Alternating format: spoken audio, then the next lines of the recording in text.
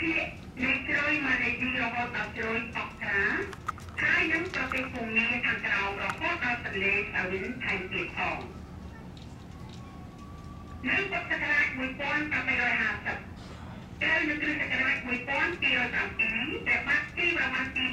7បានបញ្ជាខ្សត់ចាមព្រះនាមអង្គសារិយឲ្យលើកទ័ពសម្រាប់ខ្មែរភូមិសៀមទៅยังប្រទេសយួនដែលរៀបថែមទៀត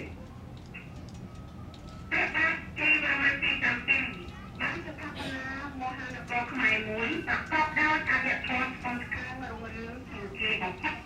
ក្នុងរាជទុំសាវតានៃប្រទេសកម្ពុជាកាលពីតែបាត់ទីប្រមាណទី7បានសោយទីបំផុតទៅសង្គមខ្មែរទៅរងការរំកើដោយសារមូលហេតុ3យ៉ាងធំៗគឺមូលហេតុទី1បណ្ដាលមកពីការវិវាទផ្ទៃក្នុងរវាងញាតិវង្សនិងជួរអ្នកដឹកនាំក្នុងរាជរដ្ឋាភិបាលមូលហេតុទី2ដោយសារការវិនិយោគពីសំណាក់ជនជាតិសៀមដែលត្រូវតែបានផ្ដាច់ខ្លួនចេញពីការត្រួតត្រារបស់ខ្មែរហើយនាំគ្នាបង្កើតបានជារដ្ឋឯករាជ្យមួយនៅលើខេត្តខ្មែរមួយចំនួនគឺជាកន្លែងដែលពួកគេឆ្លងបានต้องយកក្រោមការគ្រប់គ្រងរបស់អភិបាលខេត្តខ្មែរដែលឆ្លងជាម្ចាស់ទឹកដីនិងជាសេវានីរបស់ពួកគេទាំងអស់គ្នានោះសូមបញ្ជាក់ថារហូតដល់ចុងសតវត្សទី13ទៅហើយជនជាតិសៀមនិងលាវពុំទាន់មានប្រទេសផ្ទាល់ខ្លួននៅឡើយទេពួកគេគ្រាន់តែជាជនជាតិតិចដែលបានជាខ្លួនមកពីប្រទេសចិនហើយចូលទៅសុំទីឈ្នួលខ្មែរតែប៉ុណ្ណោះនៅមូលហេតុទី3ដោយសារការផ្លាស់ប្ដូរជំនឿសាសនាពីពុទ្ធសាសនាមហាយានទៅជាប្រមាណសាសនាវិញចំណែកឯជនជាតិយួនគឺជាអាណាចក្រកលតពន្ធរបស់ចិនដល់ហើយជនជាតិយួនមានឈ្មោះថាគេឬវាហើយជនជាតិនេះគឺជាជនជាតិចិនបុរាណឬភ្នំចិនដែលបានជាខ្លួនពីប្រទេសចិនខាងត្បូងក្នុងរវាងសតវត្សទី3មុនគ្រិស្តសករាជធ្វើទៅតាមអន្តរជាតិ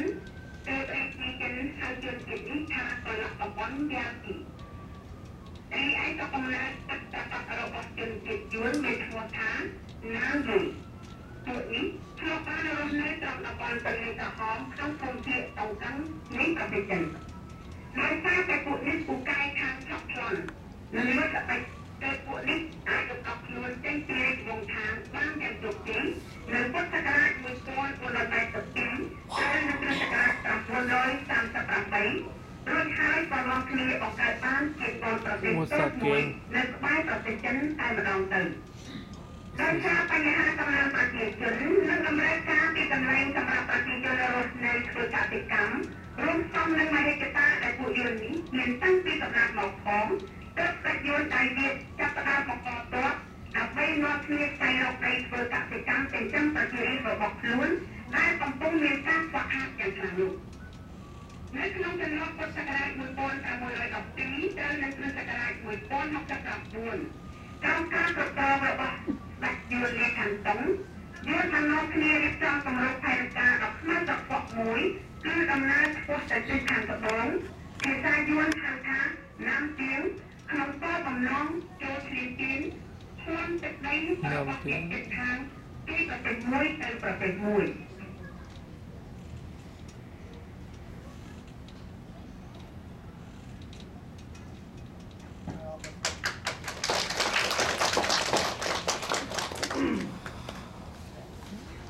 Hey Brandon. Yeah.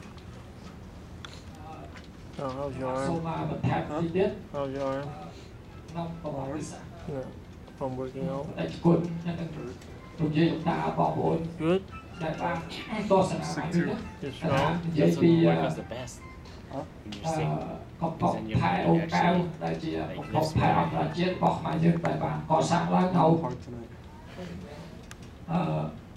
Bench a plate. Bench 2 plates. Nó có nó rồi mà phun hạt bay được hạt phun nó nữa. Xong hai bay chỉ có đâu hai cũng muốn so rồi có bao nhiêu chứ mà tao biết nhưng mà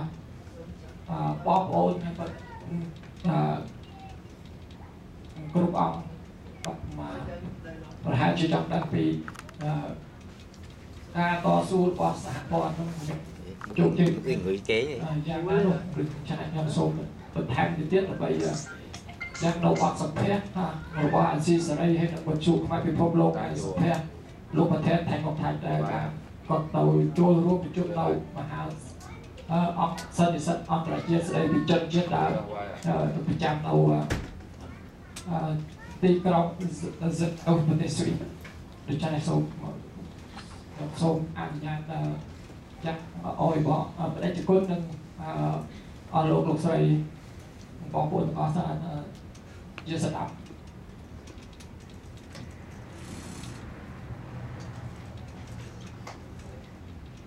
សូមតែទៅផងដោយសារតែវាគ្មិនមាន10នាទីយើងប្រើពេលលើខំគេចំណែនវាគ្មិនផ្សេងចំណែន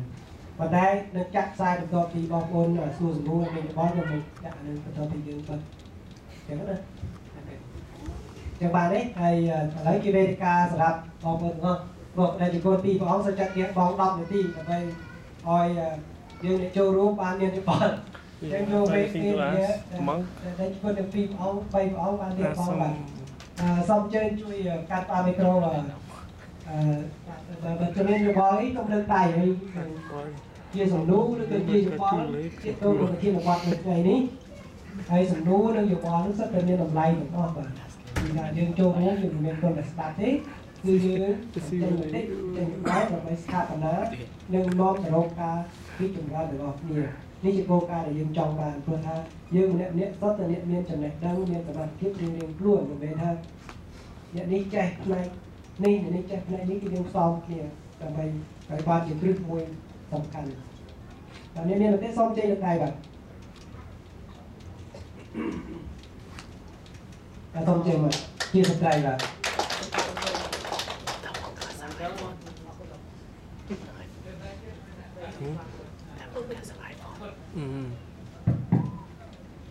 សូមជំរាបសួរខ្ញុំមានជាតាបងប្អូនដែលបានរស់នៅអូកាសនេះទាំងអស់គ្នាហើយខ្ញុំក៏សូមអរគុណជាពិសេសអរគុណអ្នកជួយចាត់ការធ្វើទៅក្នុងពេលវេលានេះហើយតែខ្ញុំមានឬសូត្រដំណឹងមួយខ្ញុំមានឬសូត្រដំណឹងមួយនេះខ្ញុំមិនគួរនឹងសួរទេក៏ប៉ុន្តែចង់ដឹងចាហើយនឹងហើយខ្ញុំចង់សុំសួរលោកពូហតហេright yeah ខ្ញុំបានឮសូរនៅហើយខ្ញុំក៏បានឆែកមើលនៅកុំព្យូទ័រមួយដែលថាដែលខ្មែរនឹងនៅជួយសញ្ញាថ្មក្នុងពីថ្ងៃ20ថ្ងៃ29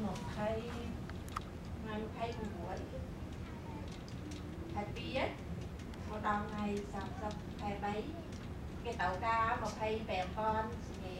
ហេតុនឹងគូមានលីសូទេហេតុនឹងខ្ញុំចង់បានជំនួសសញ្ញា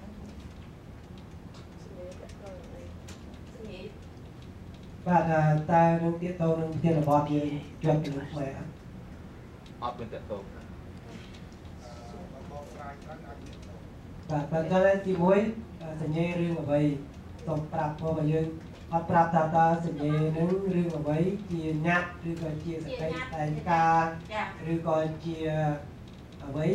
យើង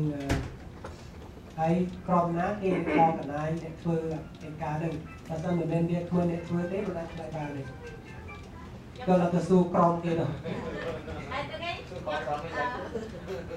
ញុំសុំទោសថាហើយនឹងខ្ញុំមិនបាក់ឡតហើយនឹងខ្ញុំសួរលោកចាំអ្នកមើលក៏តាមដឹងអត់បើសិនជាមិនដឹងក៏ខ្ញុំក៏បើសិនប្រាប់ខ្ញុំទៅអត់ដឹងខ្ញុំសូមឲ្យទៅបាទសូមអរគុណមកទីដៃមួយបាទហើយបងប្អូនមានសំណួរទៀតសូមចេញលើកដៃបាទ Brandon, go ask question.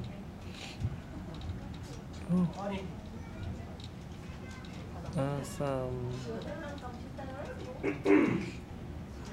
She's gonna point out the console on my laptop when she's in the computer. ក្នុងសំណួរនេះខ្ញុំចង់សួរទៅគុណលុនសមាតាមកណាដឹងខ្លះថាពីគុណបានចូលរួមបកស្រាយទាក់ទងជាទីសិទ្ធិនៅប្រទេសកម្ពុជាខ្ញុំចង់សួរថាពេល ដឹកគុណមុនទៅធ្វើសកម្មភាពជាមួយប្រជាជនទោះបីជានៅតំបន់បឹងកក់ឬក៏ទីព្រៃក្តីដឹកគុណមានសន្តិសុខនោះយ៉ាងណាដែរសូមទានមេត្តាផ្ដល់ព័ត៌មានខ្លះៗឲ្យយើងអញ្ជើញបងសូមអរគុណសំណួរចំចំណុចបាទសូមមុនក៏ដែរចំវាគ្មិននាទីនេះក៏ដែរHello ចឹងសូមអបអរសាទរមួយណាញោមកុំឲ្យអរគុណពេក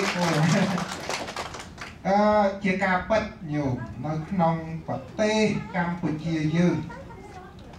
គឺពាក្យថាប្រទេសមួយគឺវាជាជាតិមួយវាជាពូជសាសន៍មួយអញ្ចឹងប្រទេសកម្ពុជាយើងវាមានរដ្ឋាភិបាលវាមានទឹកដីវាមានភាសាហើយវាមានប្រជាពលរដ្ឋយើងរួមផ្សំទៅដូចជាខ្លួនយើងមួយដែរមានដៃមានជើងមានក្បាលមានបេះដូងមានពលឹកវិញ្ញាណនៅក្នុងខ្លួនហ្នឹងបើសិនជាមានពលឹកបែរទៅយកទៅកត់ទៅញោមគេថាស្លាប់អានឹងថាមនុស្សស្លាប់បាត់ហើយ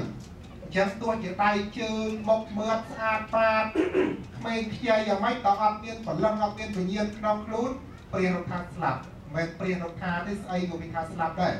អញ្ចឹងប្រទេសមួយក៏ដូចគ្នាទាក់ទងដល់សំណួររបស់ញោមសួរថ្មពីរឿងបញ្ហាសិទ្ធិមនុស្សនៅក្នុងប្រទេសកម្ពុជាជាការពិតញោមប្រជាពលរដ្ឋទូទៅនៅលើពិភពលោកជាមនុស្សជាតិគឺត្រូវតែមានសិទ្ធិមិនត្រឹមតែមនុស្សទេដែលនិយាយពីសិទ្ធិសូម្បីតែសត្វក៏ត្រូវតែចង់រស់រានមានជីវិតមិនចង់ឲ្យគេទៅបាញ់ទៅសម្លាប់កាត់សម្លេះដូចជាមនុស្សយើងដែរអញ្ចឹងបញ្ហាសិទ្ធិគឺជាបញ្ហាសកលបញ្ហាសកលបញ្ហាមនុស្សជាតិបញ្ហាពិភពលោកហើយដោយឡែកបញ្ហាប្រទេសកម្ពុជាយើងឃើញថាសិទ្ធិធំដែលត្រូវមានទី1សិទ្ធិរស់រានមានជីវិតមនុស្សយើងកើតមកត្រូវការមានជីវិតត្រូវការអីត្រូវការម្ហូបអាហារត្រូវការផ្ទះសម្បែងដីធ្លីសុខភាពរៀនសូត្រសពគ្រប់ប្រការ